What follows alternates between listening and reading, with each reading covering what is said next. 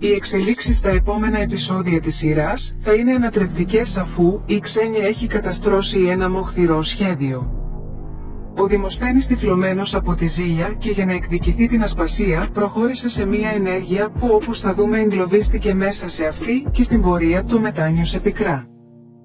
Η εξέλιξη που πήρε η υπόθεση της Ξένιας δεν ήταν η αναμενόμενη για τον Δημοσθένη. Σύμφωνα με το TV24, ποτέ δεν περίμενε ότι η ασπασία θα μάθαινε για την σχέση του.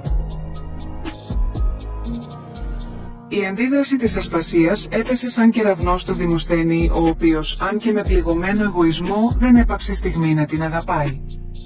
Από τη μία εκείνη επιμένει να ζητάει διαζύγιο και από την άλλη η καταρακεύνωση τόσο από την Ειρήνη όσο και από τον Ορέστη φέρνουν τον Δημοσθένη σε μεγάλο αδιέξοδο. Σύμφωνα με το TV24, η Ξένια έχει καταστρώσει το σχέδιο της που δεν είναι άλλο από το να εκβιάσει τον Δημοσθένη με το παιδί. Ξέρει ήδη ότι το έγγραφο που υπέγραψε για να του παραδώσει το μωρό μόλις γεννηθεί δεν έχει καμία ισχύ και αυτό που θα ζητήσει είναι να γίνει κυρία Καπερνάρου. Φίλοι και φίλες, οι εξελίξεις τρέχουν στις αγαπημένες μας σειρές. Αν μας βλέπετε για πρώτη φορά, κάντε εγγραφή στο κανάλι μας, ενεργοποιήστε και τις ειδοποιήσεις με το καμπανάκι, για να μην χάνετε τα επόμενα spoilers που θα ανεβάζουμε στο κανάλι.